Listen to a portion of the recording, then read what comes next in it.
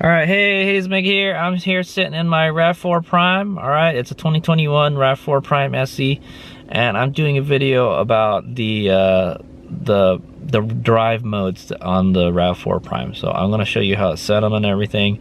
I was kind of unclear on how to set everything. So the interesting thing about the Rav4 Prime is it's a kind of a complicated vehicle. Okay, it's not like an EV and it's not like a hybrid. It's like kind of in between. Okay. You can operate as an EV and you can operate as a hybrid, and so I didn't really know how to set it and all that. I mean, it's very similar to like a Prius, how it has like an EV mode, but yeah. So anyway, I read the manual last night and I figured it out. So so I'm gonna teach you guys some stuff, okay? If you guys didn't know anything about the Rav4 Prime, so this is how it operates. All right. Okay. So there's the gauge cluster of the Rav4 Prime, all right?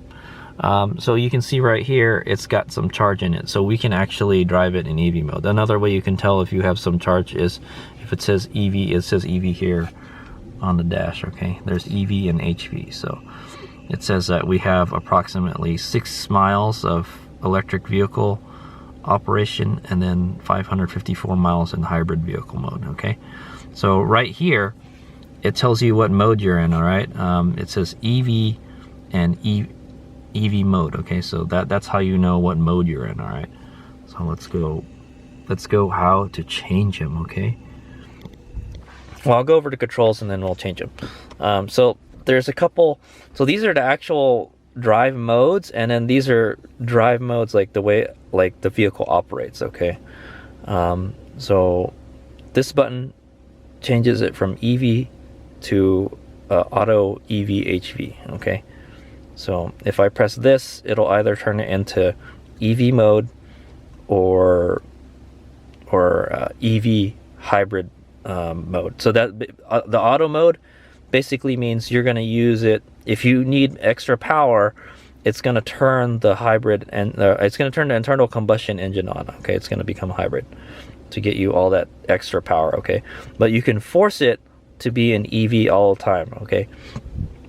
So I'm gonna press, so right now we're in EV mode, all right? All right, I'm gonna press it, and then it's gonna go into auto EV HV mode, okay? See there on the lower left, it says auto EV HV, all right? So that means that if it needs extra power or if it needs to call upon the internal combustion engine, it will, okay? Now if I press it again, it just goes in the EV mode. So basically, if it's in EV mode, it will not turn the internal combustion motor on, no matter what, unless you're going like 100 miles an hour or something, unless you really need the power or the battery gets depleted, okay? Basically, this becomes 0, okay?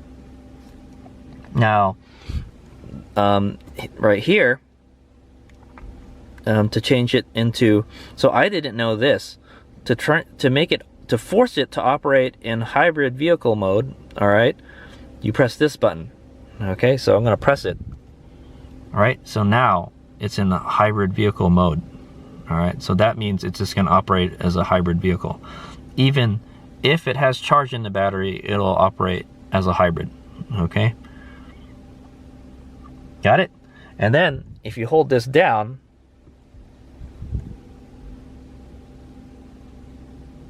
okay, now it's in charge mode. So you just heard the internal combustion engine turn on. So now what it's doing is it's charging the battery. So you can see my miles per gallon going down because it's using gasoline. It's using the engine as a generator to charge up the battery. I think it charges it up to 80% or something. So you can see, yeah, you can see, look at the power monitor. You can see it's charging the battery now, okay? Yeah. And then to turn that off, I think you press it in one more time.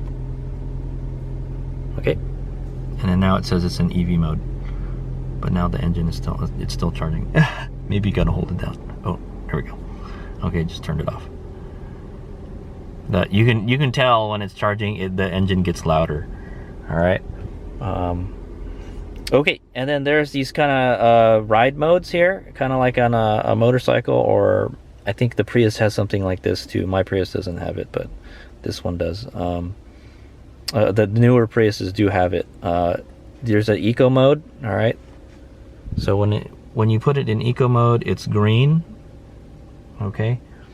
And then when you push it in, it's normal. Okay. So that's an eco mode, and then that's normal mode. All right. I think it starts in normal mode all the time.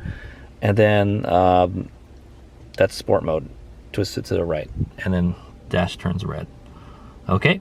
So interesting thing about the sport mode, I would drive it in sport mode more often because it has the most regen. Okay, so when you let off the throttle, I can feel it regens more. So that's a good way to save power. And it just, I think just really the sport mode, it just sharpens up the throttle. So basically the throttle becomes more sensitive, so you don't have to step on a throttle as much to get it to take off. Okay, that's the biggest difference. That's basically all this is it operates the throttle. Oh, and apparently it does the regen also. So I know it has increased regen in sport mode. I was playing around with it, so maybe in eco mode it does too. I got to play around with it a little more. So that was that's a video on the different hybrid and EV modes. Okay, how to change them. There's 4 modes. All right. There's auto, EV, HV, there's EV mode, there's hybrid vehicle mode, and then there's a charge mode. Okay, so there's 4, and then there's 3 different operating modes. Okay, there's eco, normal, and sport. It's kind of goofy the way they made this. And then there's a trail button too if you're going to be driving off-road. I think that kind of locks the wheels a little more. It gives you more traction off-road. Okay. So there you go. Here's Miguel. Hope you learned something, because yeah, it was kind of confusing to me at first, you know, but now I know how to force it to drive in the hybrid mode. So why would you want to drive it in hybrid mode? Well, the reason Hayes Mega wants to force it to drive into hybrid mode is this is a brand new vehicle, and the manual said to take it easy for the first 600 miles, and I just kind of thought popped in my head, you probably shouldn't run it as an EV for the first 600 miles. You should probably run as a hybrid, so the engine breaks in. So that's an important one, right? Because you still have an engine, and it still has pistons and stuff, and piston rings, and they still need the seat and everything. They're still brand new. So I know nowadays that they, in the way they build the vehicles, you don't really need to break them in. Okay, but that's what is recommended in the Rav4 Prime manual. Check that out. Check that video out. I went over the manual and the break-in procedure. All right, it's not too bad, you know, but yeah, there's still a break-in procedure because you have internal combustion engine. All right, here's Miguel. Hope you learned something. That's another Rav4 Prime video. Here's Miguel.